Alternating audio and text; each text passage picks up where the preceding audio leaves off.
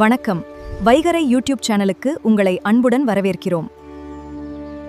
உயிராக நேசிக்கும் ஜென்சி தலைமுறை தலைசிறந்த தலைமுறையாக வளர்த்தெடுக்கும் வேண்டும் என்பதில் உறுதியாக உள்ளார் நமது மாண்புமிகு முதலமைச்சர் அவர்கள். அதன் வெளிப்பாடே இந்த மேம்படுத்தப்பட்ட செயல் திட்டம். இந்த திருத்த வரவு செலவு திட்ட மதிப்பீடுகளில் பள்ளி கல்வித்துறைக்கு 44,527 கோடி ரூபாய் ஒதுக்கீடு செய்யப்படுகிறது. உயர்கல்வி தமிழ்நாட்டு நீட் தேர்வினை கடுமையாக எதிர்க்கிறது. நீட்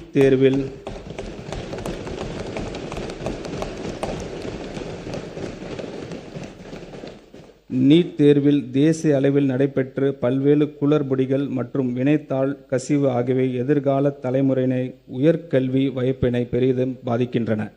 எனவே நீட் தேர்வு முறையான நடவடிக்கை ரத்து செய்து முந்தைய முறையான 12ஆம் வகுப்பு பொதுத் தேர்வின் அடிப்படையில் மருத்துவ கல்விக்கான சேர்க்கை தொடர்ந்திட ஒன்றிய அரசை தமிழ்நாடு அரசு வலியுறுத்துகிறது.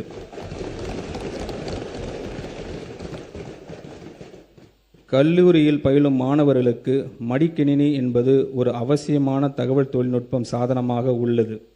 நாளுக்கு நாள் மேம்பட்டு வரும் இன்றைய தகவல் தொழில்நுட்ப உலகில் தங்கள் தொழில்நுட்ப அறிவை வளர்த்து கொள்ளவும் திறன் மேம்பாட்டு பயிற்சியினை பெற்றுக்கொள்ளவும் சிறப்பான வழியில் தங்கள் நேரத்தினை பயன்படுத்துவதற்கும் மாணவர்களுக்கு மடிக்கணினி மிகவும் பயனுள்ளதாக இருக்கும். இதனை உணர்ந்த நமது அரசு கல்லூரி மாணவர்களுக்கான வெற்றி மடிக்கணினி திட்டத்தை செயல்படுத்தும். 2000 கோடி ரூபாய் ஒதுக்கீட்டில் இத்திட்டம் கல்லூரி மாணவர்களின் கற்றல் திறனை மேம்படுத்தும் ஒரு கருவியாக அமையும்.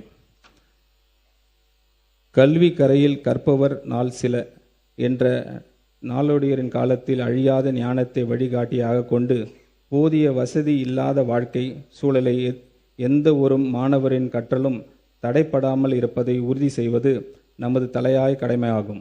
மாநிலம் முழுவதும் மாணவர் தங்கும் வசதிகளை மேம்படுத்தும் நோக்கில் 10 கோடி ரூபாய் ஆரம்ப மூலதனத்துடன் தமிழ்நாடு மாணவர் தங்கும் விடுதி மற்றும் இன்ஃப்ராஸ்ட்ரக்சர் கார்ப்பரேஷன் என்ற நிறுவனம் ஸ்பெஷல் பர்பஸ் வெஹிக்கிள் ஒன்றை நமது அரசு அமைக்கும்.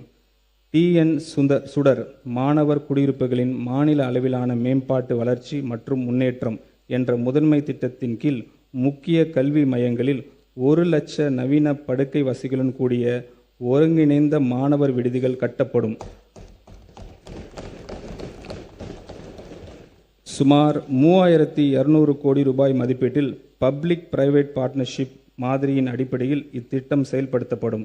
இதற்காக மாநில அரசின் 20% கட்டுமான மானியம் அடுத்த 2 நிதி ஆண்டுகளில் 640 கோடி ரூபாய் வழங்கப்படும்.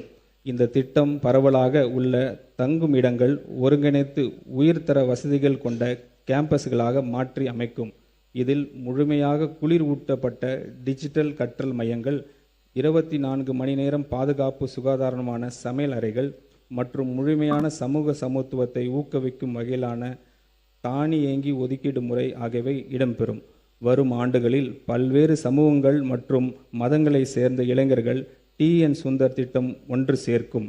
2027-28 கல்வி ஆண்டில் மதுரையில் சீர்மிகு சட்டப்பள்ளி தரத்தில் மேம்பட்ட சட்டக்கல்வி வழங்க சிறப்பு அரசு சட்டக் கல்லூரி 300 மாணவர்களின் சேர்க்கையுடன் தொடங்கப்படும். இந்த திருத்த வரவு